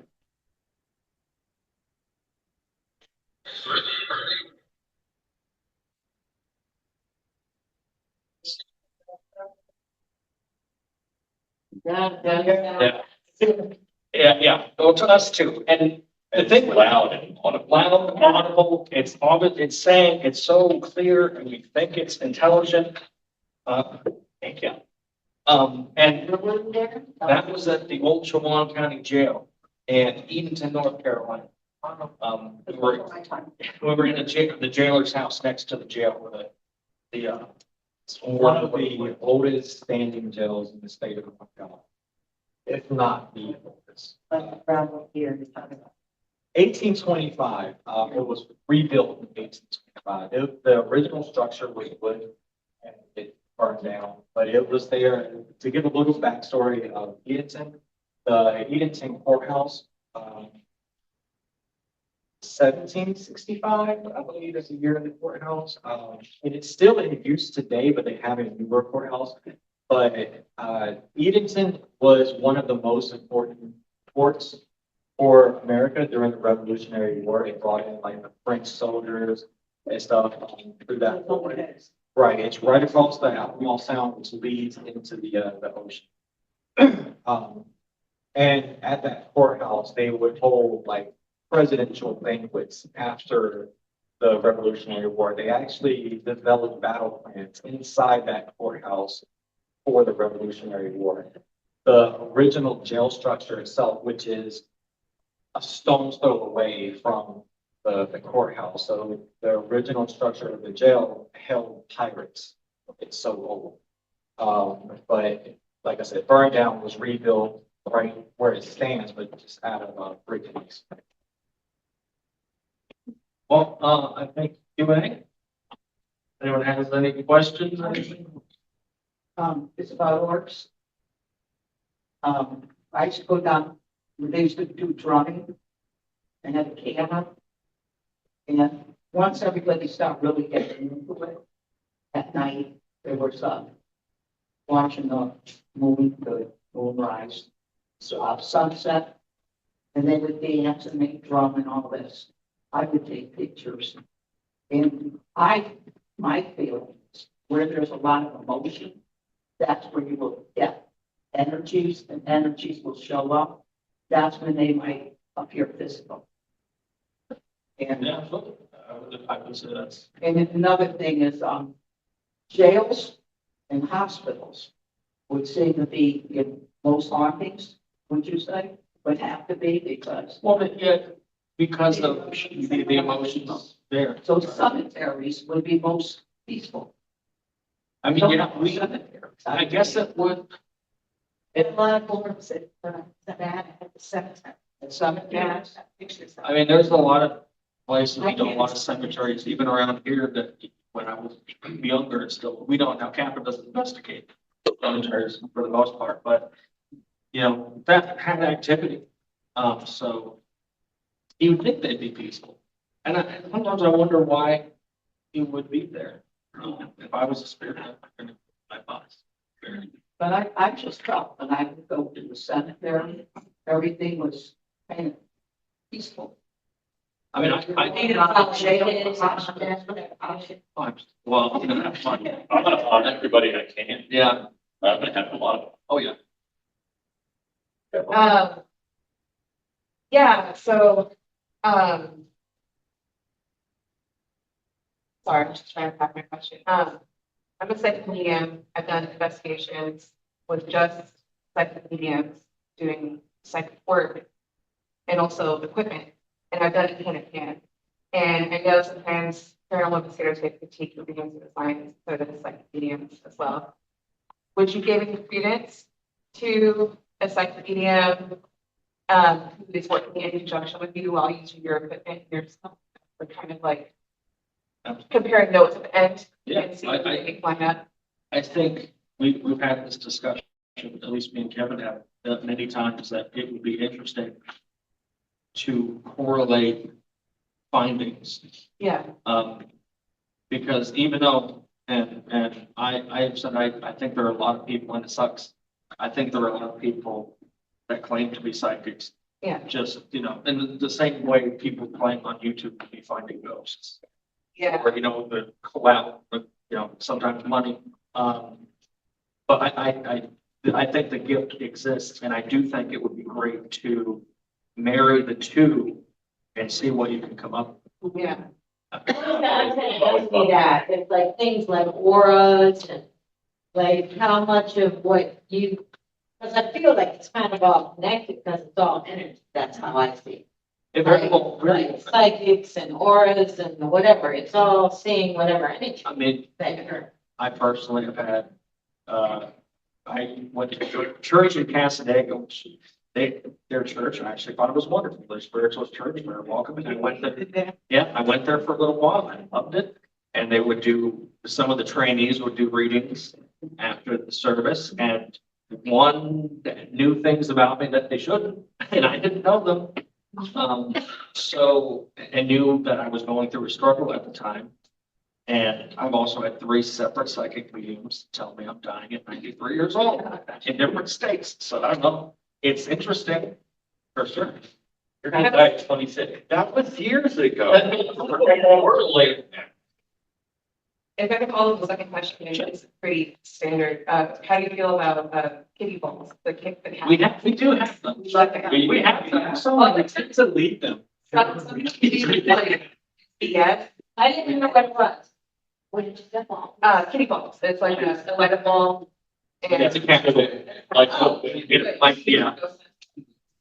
It's, it became all the rage. Yeah, we were using it on the battleship. It was very interesting. There's a really interesting part where it was Rob time. And Rob. Okay. And we were in the mess hall. And we had one on each table and one like by the kitchen area. And one of them lights up. And we're like, oh, cool. Do you think you can light this one up? Boom. That's so cool. Do you think you could light the next one up? Boom. And we're just like looking at each other like, I mean, right? It's hard to deny that.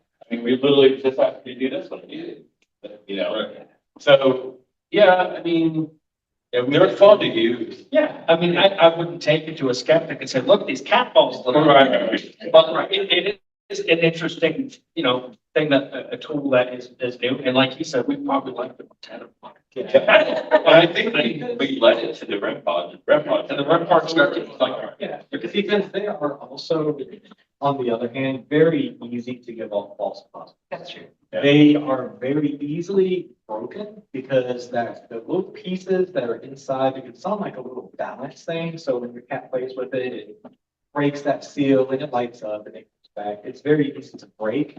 So they can just start lighting up willy-nilly left, right, and center. So as far as using it, like he said, for paranormal evidence, it's not something that I would bring back to my client. Yeah. Hey, Or- right. But I've had experiences with them where I can say that's interesting. We were at the Bleckley County Jail up in North Georgia, and we have one right on the door of the jail cells, and we would ask, hey, can you make that little ball that we put on the door down there light up? It light up. Hey, can you make this one light up? It would light up. It would just do it on command. But then later on, we would move them, and the one that we moved from here to here just wouldn't light up. So it's like, okay, that was cool earlier, but now it's the same ones that light up regardless where you click it. So you can't really use that. But still, yes. I just might be your question, I mean, it's not kind of crazy, despite the fact we're in the room with people, the paranormal investigators. But I grew up in a, old house in suburban Boston, and I used to see weird things and hear weird things, and more importantly, there's a particular part of the house that felt very bad, like, don't go in there. Now, that being said, I appreciate your, scientific investigation, because I'm very logical and skeptical, and of anyone that actually would say anything about this sort of thing, generally speaking, but still I know my experience. But my question is whether you, aside from your scientific manner of investigating, ever feel anything weird or foreboding or bad about a certain place, like a certain place that feels bad Yeah, when you investigate? absolutely. I think, now we say we're scientific, we definitely still use our senses. Right. Right, and there's a lot of times you can enter into there and you just feel something's off. Mm-hmm. Something's not right. You know, there's been times when we've been, you know, in the old Juwan County Jail, it was very violent. You know, there was a feeling, especially in that specific cell, you did not feel right. There was a time in the old Hamilton County Jail, where me and him were in the drunk tank, and we didn't know we were having the same experience, but we all of a sudden felt like things were surrounding us, and like we were almost trapped. It was awful. And so absolutely the senses, and now that also could be from the scientific hat back on the EMF. There are things that can cause that. Infrasound is something that can cause it too. There was a whole experiment where they took people into a theater and they turned on infrasound, pulled them all, and when they exited, said, "Oh, you know, the place is haunted." They're like, "Well, that makes sense." And then they had another theater where they didn't have infrasound, and the people left, and they said it was haunted, and they're like, "Oh, really?" So there are things that can cause those feelings, but I don't think it's always explained scientific. I think we've had enough experience. So even if, and I do believe that everybody has some ability, even if it's this much, I think it's there for everybody. Well, it's like intuition. You want to act on it, or you just want. Right, exactly. Very, very much the same. There's a particular room in the house in the attic where I would, always thought there was any washouts up there, when I was, growing up. And then there's a particular side room where I would step in and like something was telling me, "Do not go in here." And tried it once, like a little bit more. I just couldn't. I had to back. I never actually went into that room all the way to the back of it, ever. And that's just something that Which is weird. See, I would be very interested to check out the EMF levels. Oh, I would too now that you have this equipment, but. Yeah, because EMF can give you that paranoia. That is the first. Well, especially in old house. Yeah. Because the the electrical wires through that house from the 1800s. They weren't, They didn't have. it's the conduit that we have now. That's perfect. It's hard to say until you have to go actually. Right. And the house is gone. It's torn down now. So, yeah. I grew up in a house where it was haunted all. Every single haunting you see on here was probably. It's not fun. No. No, that was the scariest moment in my life. Let's say from 89 to 96. So you were in the dog. No, it was not. Any other questions, comments, concerns? What's the name of the podcast? Sorry. The podcast Into the Paranormal. We're on YouTube, but most of the places you can get your podcasts. This will be episode channel is Coastal Atlantic Paranormal Association, and we're on iHeart, Spotify, wherever you find your favorite podcasts. This will be, I believe, 31 or so if you want to watch mostly me and Kevin, our beautiful faces talk about, and then sometimes us not know how to talk about it, because some of those podcasts don't make sounds. I always try to join them on these, but then they never know when they're recording it. Oh, no. They never give me a heads up. Well, I know. I just figured. We say, hey, we're gonna record tonight, and then I fall asleep, because I'm tired, and then the next night, we say, we're gonna record, and then people, we just work, we're just, our life. Sometimes it's 2 o'clock in the morning. Well, it's 2 o'clock in the morning, because there's an episode that has bloopers at the end where I could not keep myself together, I just kept laughing. Yeah. And I could not stop, and, 2 in the morning, I can only do so much, so. It's cool because I get to do these and then I tell them. But And you're on with it.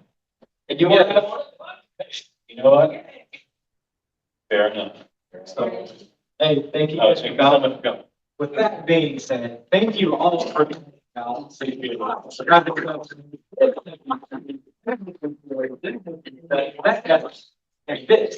been paranormal.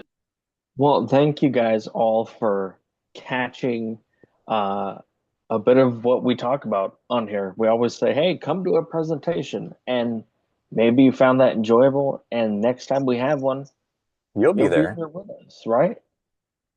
We had a great time. Like we said before, the turnout was great. The questions are great. A lot of supportive people. And I know we have applications that came in and just a lot of interested people. So just an awesome time. And, we'll be back.